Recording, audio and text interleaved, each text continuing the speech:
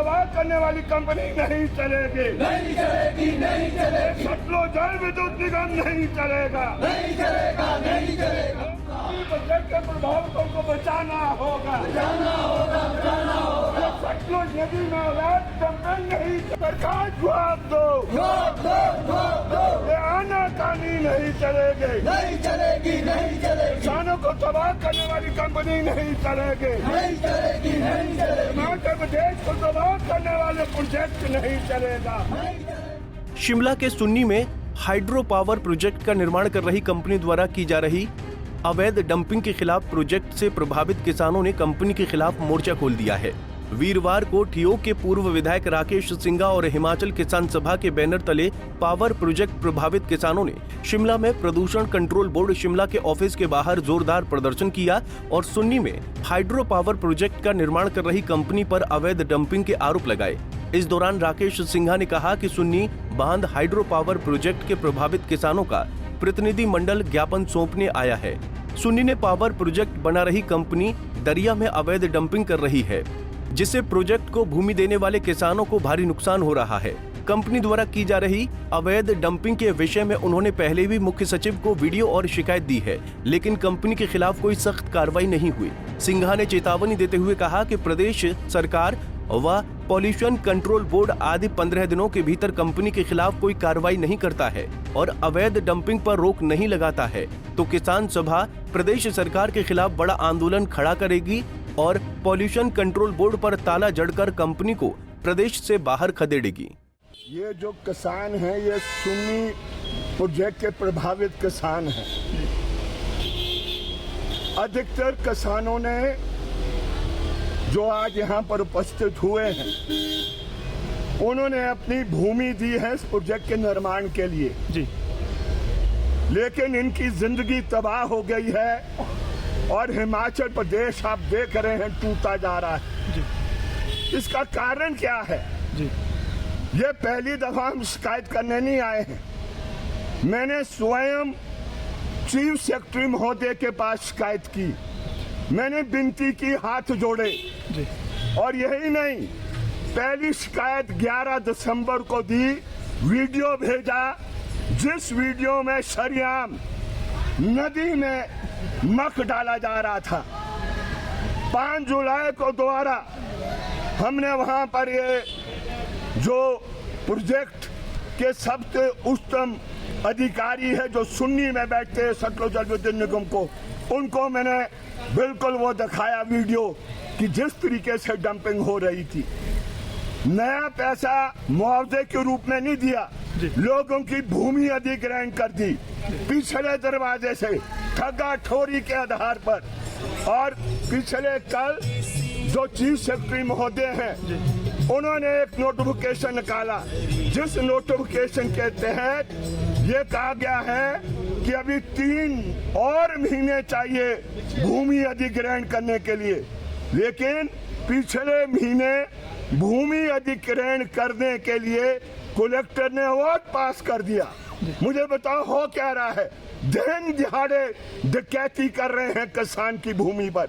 हम इन लोगों ने कुर्बानी दी है इस प्रोजेक्ट को बनाने के लिए, बेघर हो गए हैं, सारी जमीनें चल गई है और बिसाने के लिए 4 विषय दिए जा रहे हैं।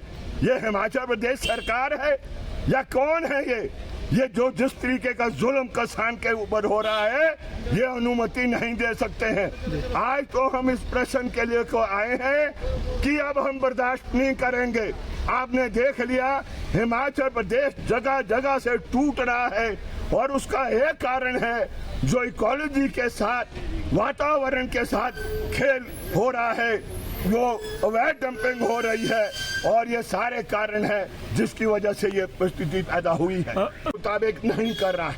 ये जो मर्जी तर्क दे दे, ये जो मर्जी कह दे कि पेनल्टी लगाई है, लेकिन पेनल्टी कम है। जो डंपिंग का उनको जो करना पड़ता है उसका खर्चा ज्यादा आता है, तो पेनल्टी लगा के आप क्या करोगे मुझे बताओ?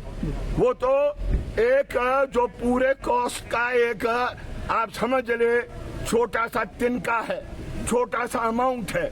इसलिए हम समझते हैं कि बड़े सख्ती से पोल्यूशन कंट्रोल बोर्ड को आना है और उसके काम को खड़ा करना है अगर इस तरीके का वो करते।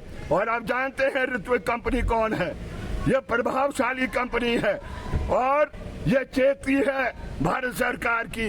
ये वो कंपनी है जिस कंपनी ने इलेक्ट्रल बॉन्ड ये क्या कहते हैं दिया है, छोटा मोटा नहीं दिया है।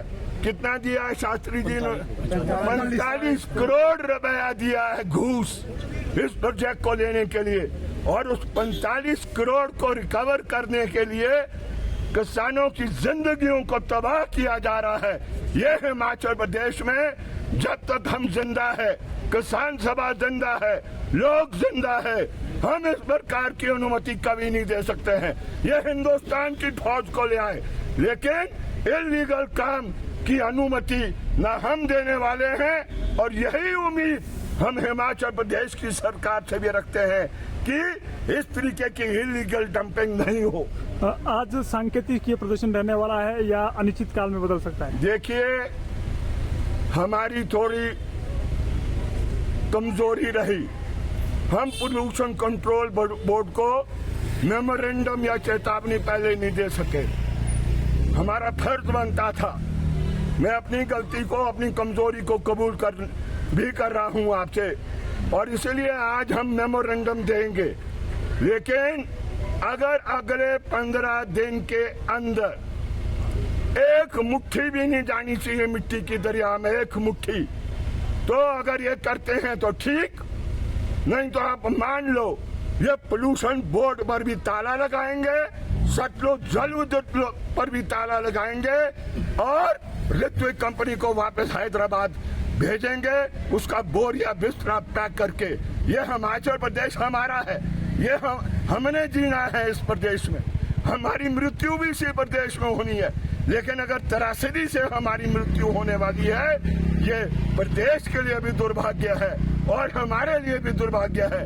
हमने अपनी भूमि इसलिए नहीं दी कि हमारी मृत्यु समय से पहले हमारी मृत्यु हो जाए। हमने जमीनें इसलिए दी इस प्रोजेक्ट के लिए, एक कड़वा घूंट पिया हमने, हमें बताया गया कि तुमको कॉम्पनसेट किया जाएगा। लेकिन आज मैं ये दावे से कहता हूँ, किसानों के साथ ठगाठोरी हुई है। जो उसके जमीन का उचित मुआवजा होना चाहिए था वो नहीं दिया गया, किसान को ठग दिया। ये हालात है। ये भारत सरकार भी ठग रही है, सतलुज जल विद्युत निगम भी ठग रहा है, और अगर हिमाचल प्रदेश सरकार भी उनके साथ खड़ा होना चाहती है, बेशक हो जाए, लेकिन आर पार की लड़ाई हम करके दिखाएंगे। और हम बताएंगे, हम जो हिमाचल प्रदेश के निवासी हैं, अगर हम ये जानते हैं कि किस तरीके से प्रदेश के लिए कुर्बानी देनी है, तो हम अपने परिवारों को भी कुर्बानी देने के लिए उनको बता देंगे। हम तबाह होने के लिए नहीं आए हैं यहाँ पर। तो ये मैं आपसे साझा करना चाहता हूँ। पंजाब केसरी टीवी के लिए शिमला से योगराज शर्मा की रिपोर्ट। हमसे जुड़े रहने के लिए हमारे YouTube चैनल को सब्सक्राइब करें और नई वीडियो की नोटिफिकेशन के लिए बेल आइकॉन को दबाएं। अगर आप ये वीडियो Facebook पर देख रहे हैं तो लाइक जरूर करें और ज्यादा से ज्यादा शेयर करें। इसी तरह के और भी अपडेट्स के लिए फॉलो करें हमारा Instagram पेज himachal.kesri।